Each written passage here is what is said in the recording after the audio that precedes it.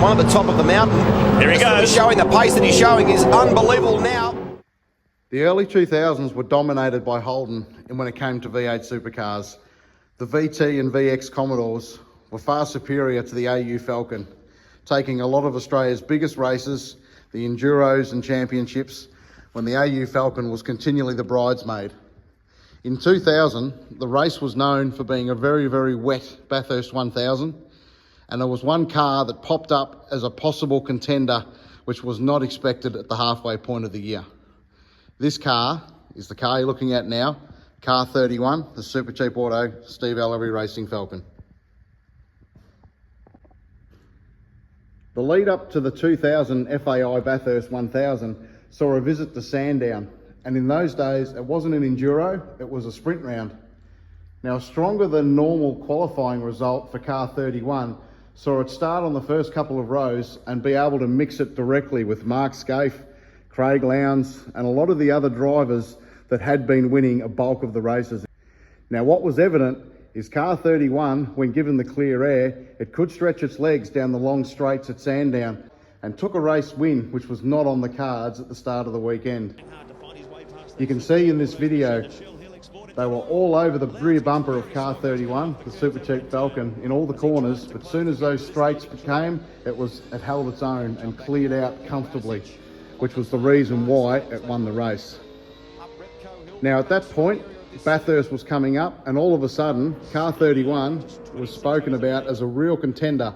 A dark horse, granted, but a genuine possibility to win the race. Bathurst in 2000 was an extremely wet event, one of the wettest there for many, many years. Practice 1, car 31 rolls out in an impressive 6th position, again maintaining that form from Sandown and continually turning heads. Practice 2 was washed out entirely and the day cancelled due to the track simply being too unsafe to hold a V8 supercar session.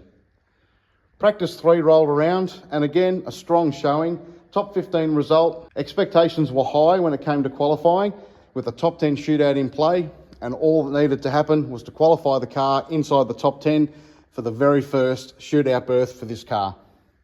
Unfortunately, car 31 finished in 12th position. Therefore, that would be its starting position for the great race and just missing out on the top 10 shootout. Sunday morning rolls around and car 31 is ready to go. The morning warm-up session is held and this car amazingly finishes P2, which was again above expectation and again a good demonstration that this car can take it up to the rest of the field. The commentary around the car continually refers to it being a genuine dark horse and being a real chance to take it up to some of the bigger teams throughout the day, which is a really exciting position to be in for such a small British team. touring car champion, and another team that you might consider to be dark horses as well, the Supercheap Auto Falcon. And boy, oh boy, wasn't Stephen Ellery quick in that car at the Sandown round of the championship, teaming up this weekend with multiple Gold Star champion Paul Stokel. Baz? Yeah, I'm just standing down here watching Sean working on Larry Perkins' car, and now Larry's back in the car now. They're just putting the rocker box cover back on. They put a new push rod in it, but the problem is, you see, when you have a push rod problem, what it can do, where the piece comes off, it can push the valve down a bit far, and the valves can touch, or the valves can touch the piston, and they're not going to know that until they fire the thing up. So it's all a bit iffy, and as Larry says, he doesn't know why the push rod broke. Maybe it could have been just a bit of bad luck with a push rod, but it was a new motor they put in yesterday afternoon, you know, to run as their race motor. So you know, it's a good job it went now rather than on the first lap of the race. Exactly, that's a worrying thing though, isn't it, Baz? Because I've seen so many times in races where components which have normally been so reliable have failed, and they've been able to trace it through to a bad batch from the manufacturer. This is the problem, you see, and I'm just waiting to hear when they fire it up, because you'll be able to hear straight away whether when it came in, you could hear that it was missing on one cylinder. So it's not going to be far away now before Larry gets the word to fire it up. I'd say any second now. Right, here we go. Let's have a listen.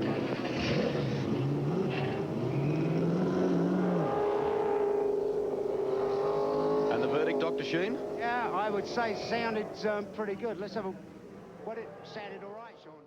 Race start came about and it was one of the wettest starts to a Bathurst race in many, many years. Unfortunately, by lap 6, Steve Ellery was overtaking a solo car, aquaplaned and became beached at the bottom of Conrod Straight. The car had to be towed, therefore putting it a lap down very, very early in the day. But it did set up some very, very good footage of the car being driven at 110% trying to get that lap back. Despite being a lap down, the commentary and the cameras followed car 31 as it tried to get that lap back, ironically chasing FTR3, the Seaton Crompton Falcon, which it now lives with today.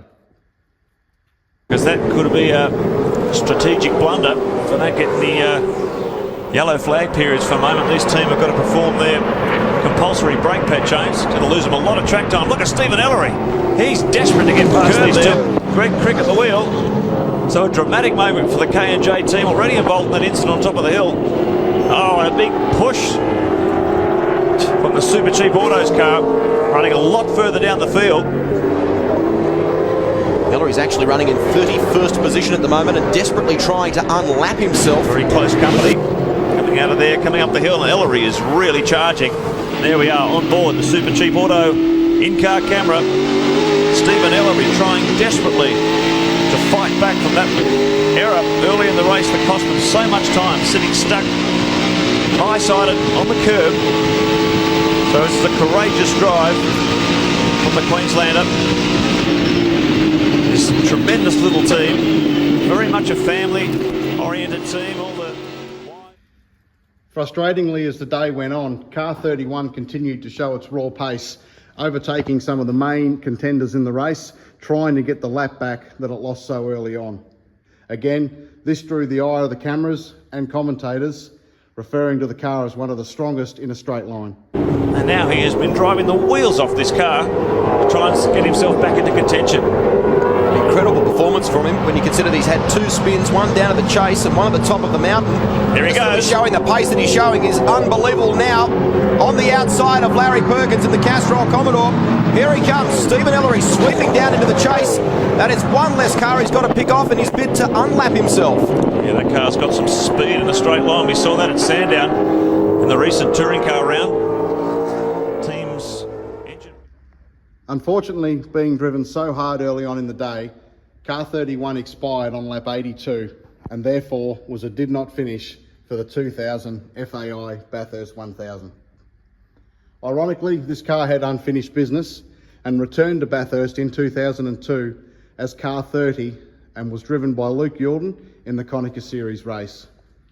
This car finished every practice session on top, qualified on pole position and won the race, showing exactly what it was capable of if all the planets aligned. Finished 14th in the Queensland 500 for a single car team, Brad. You'd have to say they're pretty impressive. Exactly, and Wally Waldburn, who engineers the car, is one of the more clever people that you'll find up and down pit lane. I really rate him quite highly, and he's really clever, and he'll teach Luke plenty of tricks as time goes by. And now we're seeing it to good effect in V8 Supercar racing terms.